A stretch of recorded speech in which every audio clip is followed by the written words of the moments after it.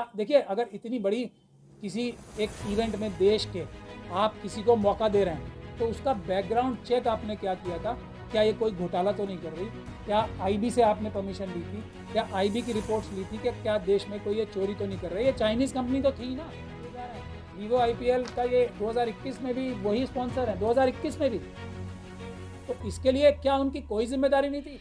Chinese app को ban कर रहे हैं, जो कंपनियां लूट मचा रही हैं हजारों लाखों करोड़ की, उसके साथ आपके खुद के जो, और वो भी होम मिनिस्टर साहब के बेटे हैं।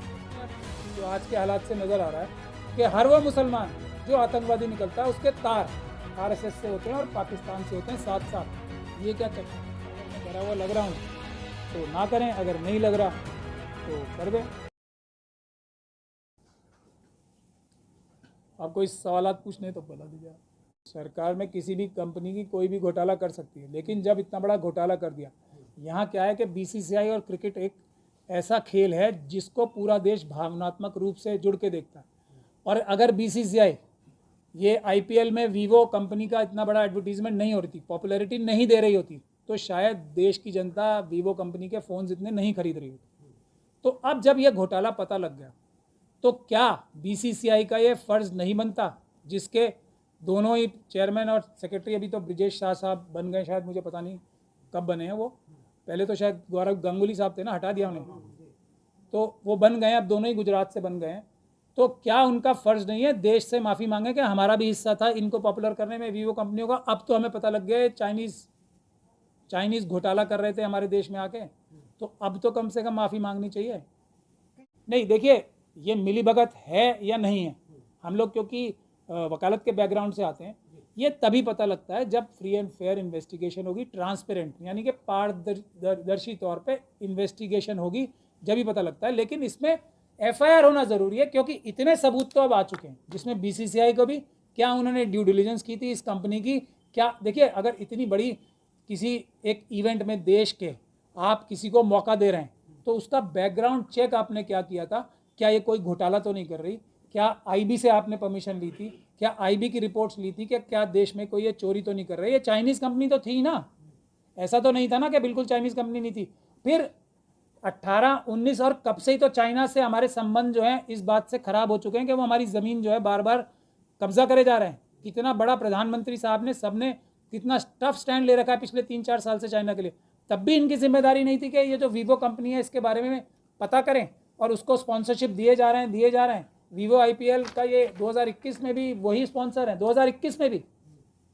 तो इसके लिए क्या उनकी कोई जिम्मेदारी नहीं थी? जहां एक तरफ प्रधानमंत्री जी खुद बोल रहे हैं कि हम चाइनीज़ ऐप बंद कर देंगे, ये इसको भी 3 साल हो गए ना, चाइनीज़ ऐप को बैन कर रहे हैं, जो कंपनियां लूट मचा रही हैं हज़ारों लाखों करोड़ की, उसके साथ आपके खुद के जो, और वो भी होम मिनिस्टर साहब के बेटे हैं, इनके पास तो कुछ ना कुछ अपने पिताजी से भी इंफॉर्मेशन आती होगी ना, कि ये कंपनी बताते होंगे कि बेटा ये कंपनी बहुत बड़ी है, घर में चाय पानी नाश्ते पे तो बताते होंगे ये इतनी बेकार और घटिया कंपनी है, इन्होंने हमारा देश लूट लिया। कम से कम होम मिनिस्टर साहब को तो ये जिम्मेदारी बनती थी कि अपने सुपुत्र साहब को ये बता दें। उनकी होम मिनिस्टर के तौर पे भी ये जिम्मेदारी नहीं बनती थी कि जब चाइना से हमारी इतनी बड़ी लड़ाई हो रही है और उनके पास तो ये सब इन्फॉर्मेशन होगी ना, ईडी और उसकी, कि भाई 2018 से घोटाला चल रहा है बड़े तौर पर, तो तब उनका फ़र्ज़ नहीं बनता था हमारे होम मिनिस्टर साहब का कि अपने बेटे साहब जो है, उनके सुपुत्र जो है, उनको तो कम से कम बता देते कि इसको आप ज़रा, इसको वीवो को हटाओ, हम लोग इनको अरेस्ट करने वाले हैं, वीवो वाले लोग वो, क्योंकि ये देश में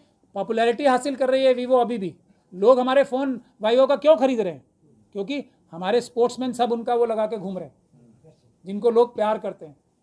और ही तरह से पहुंचा। हाँ, आरएसएस, हमारे यही कहना है। देखिए, आरएसएस के लोग जोधपुर में मिले इतनी बड़ी विभत्स घटना करते हुए, आरएसएस के लोग, अभी लेटेस्ट ही बता रहा हूँ ना आपको, आरएसएस के लोग मिले जम्मू में इतनी बड़ी विभत्स घटना करने की तैयारी करने में, और आरएसएस के लोग अब इसमें मिल रहे हैं वीवो और ये सब।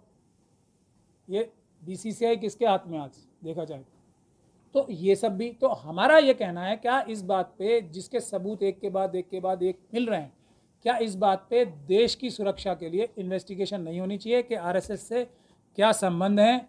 ये इस तरह की आतंकी घटनाएं कराने के लिए आरएसएस और चाइना, आरएसएस और पाकिस्तान, आरएसएस और इजराइल के क्या संबंध हैं? क्या इस बात की इन्वेस्टिगेशन राष्ट्रहित में नहीं होनी चाहिए?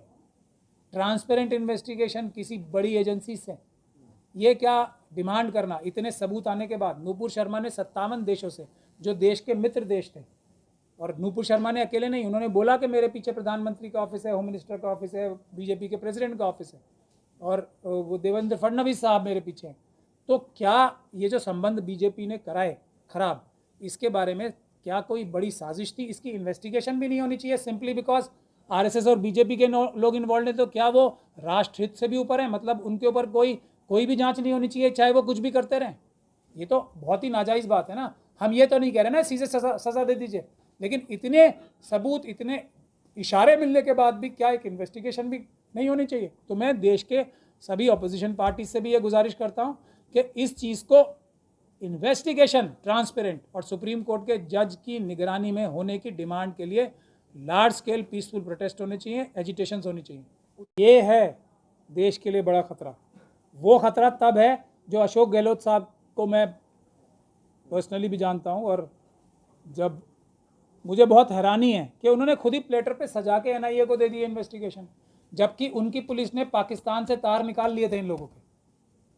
जो उदयपुर की घटना करने वाले अपराधी हैं या अभियुक्त हैं, उनके तार अशोक गहलोत साहब की एटीएस ने निकाल लिए थे पाकिस्तान से।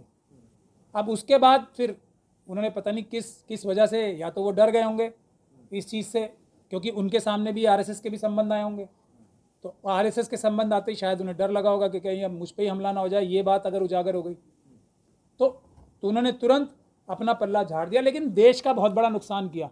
इन्वेस्टिगेशन अगर राजस्थान की एटीएस करती तो ये कनेक्शन आरएसएस और ये जो अभियुक्त हैं उनके और पाकिस्तान के डायरेक्ट कनेक्शन साबित होते।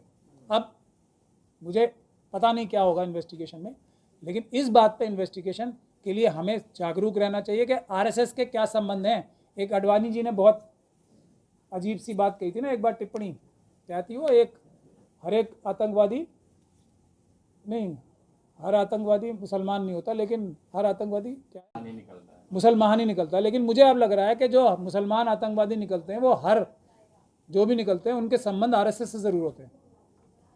तो हर मुसलमान आतंकवादी नहीं होता, पहली लाइन। दूसरी लाइन, हर आतंकवादी जो निकलता है वो मुसलमान निकलता है। तो ये अडवाणी जी का कहना था। मेरा इसमें अब जो आज के हालात से नज़र आ रहा है कि हर वो मुसलमान जो आतंकवादी निकलता है उसके तार आरएसएस से होते हैं और पाकिस्तान से होते हैं साथ साथ। ये क्या चक्कर है? इसकी क्या इन्वेस्टिगेशन नहीं होनी चाहिए? इसका अंजाम सिर्फ एक ही होगा, देश बचेगा या हम अपनी कुर्बानी से देश के लिए, अगर हमारी हत्या होती है या हमें लंबे समय के लिए जेल में डाला जाता है, जिस तरह से जुबैर है, तीस्ता सीतलवाद है, उससे पहले एक लाइन लगी हुई है ना सबकी। दिल्ली दंगों में भी तो इतने बेगुनाह लोग हैं, सबको जेलों में ठूस रखा है ना झूठे मुकदमे लगा के। तो एक नहीं है, लंबी फहरिस्त है। तो जब ये आरएसएस का, मनुवादियों का और मनुस्मृति का जो राज स्थापित करना चाहते हैं संविधान तोड़ के, जब इनका राज खत्म होगा तो लोग हमें इज्जत से जानेंगे। यही हमारा मोटिवेशन है, यही हमारा वो है। लेकिन जुबैर साहब के जो कानूनी सलाहकार हैं उनको भी मैं एक सलाह देना चाहूँगा कि ये सारी जो जुबैर साहब के साथ हो रही हैं घटनाएं, ये एक आपराधिक साजिश के तहत हो रही हैं। तो ये अपनी एक काउंटर एफआईआर भी कराना मेरे ख्याल से कंसिडर करें, कि जिसमें सरकारी अधिकारी, आरएसएस और बीजेपी के लोग और जो ये क्रिमिनल मीडिया है, इनके एंकर्स के खिलाफ जो देश के खिलाफ साजिश कर रहे हैं, ताकि हमने देखिए मेरे ऑफिस में भी रेड क्यों हुई थी, ये जो मैं आज बता रहा हूँ आपको, यही सब चीज़ें छीनने के लिए तो हुई थी। कोई दिल्ली दंगों का इशू नहीं था। ऐसी बहुत सारी चीज़ें मेरे पास हैं। अब जब अपोजिशन पार्टीज़ उस तरीके से मजबूती से नहीं कर रही, तो मैं वो एक के बाद एक जिसकी तलाश में स्पेशल सेल ने 15 घंटे लगाए थे, यहाँ पे 200 लोगों ने, बंदूकधारियों ने, अब मैं वो बताता जा रहा हूँ। इसकी तलाश में भी आए थे उस वक्त जो मेरे ऑफिस में रेड हुई थी, कि इसके बारे में भी मेरे पास जानकारी है। और मैं बार बार एक बात कह रहा हूँ, जिसकी वजह से मेरे ऊपर हत्या करने की कोशिश की जाएगी, कि मनुवादी मानसिकता के गुजराती बिजनेसमैन कितने डायरेक्टर हैं ये चाइनीज़ कंपनीज़ में, इसकी तलाश की जाए, सबको पता लग जाएगा कि मेरे ऑफिस में रेड क्यों हुई। ये हैं असली चीज़ें। तो हम उसको धीरे धीरे करके खोलेंगे, और रेड की असली वजह भी आप लोगों को, और जो जुबैर साहब पे हमले हो रहे हैं उसकी असली वजह भी यही। उनका कंप्यूटर चाहिए ना उन्हें, जुबैर साहब जैसे मेरा कंप्यूटर चाहिए था उन्हें, मैंने तो अभी तक बचा के रखा हुआ है। अब तो उसके अलावा भी बहुत, जान तो ऊपर वाले के हाथ में होती है ना। जान अगर इंसानों के हाथ में होती, मौत, इज्जत, जिल्लत, जेल, एक्सीडेंट, बस यही कह रहा हूँ ना, ये लोग सब हैं जब अम्बेडकरवादियों का सही राज आएगा तो ये लोग हमारे नेशनल हीरोज़ के तौर पे इनकी सबकी फ़ोटोज़ पार्लियामेंट में लगेंगी गैलरीज में। अम्बेडकरवादी देखिए, अम्बेडकरवादी संसद में तो जाएंगे आज नहीं तो कल, थोड़े 1-2 साल 5 साल की बात है मैक्सिमम से मैक्सिमम। फिर या तो हम लोग संसद में होंगे या हमारी फ़ोटोएँ होंगी, दोनों में से एक चीज़ तो ज़रूर हो। नहीं देखिए, अब कोई मना नहीं है इस प्रकार के क्लेम करना, क्योंकि अमित शाह जी तो राजनीतिक चाणक्य अपने आप को क्लेम करते हैं। तो एक बात ये भी होती है कि ऐसे ऐसे बड़े बड़े दावे करो ताकि लोग जो है तुमसे और डरना शुरू करें। लेकिन कुछ लोग हैं ऐसे मुट्ठी भर जो नहीं डरते किसी से भी ऊपर वाले के अलावा, और इज्जत करते हैं तो सिर्फ भारत। ये तो आप लोगों का फैसला है, अगर मैं डरा हुआ लग रहा हूँ तो ना करें, अगर नहीं लग रहा तो कर दें, यही मैं कह सकता हूँ। लेकिन अभी तो मेरे ख्याल से फोकस जुबैर साहब के लिए होना चाहिए, क्योंकि वो लेटेस्ट हैं हमारे इस उसमें। हम सबको फोकस करके जुबैर साहब को बाहर निकालने के लिए और उन्हें एक हीरो का वेलकम देने के लिए, जब वो बाहर आए तो ही इज़ अ हीरो। उस तरीके से जब तीस्ता सीतलवाद साहिबा और जो दोनों हमारे पुलिस अधिकारी हैं, एक श्रीनिवासन साहब है, क्या नाम उनका, और दूसरे जो हमारे ये दूसरे पुलिस ऑफिसर्स हैं जिनको तीस्ता सीतलवाद साहिबा के साथ अरेस्ट किया गया है, जब वो बाहर आए, संजीव भट्ट साहब, तो उनको हीरोज़ वेलकम मिलना, ये हम सबकी जिम्मेदारी।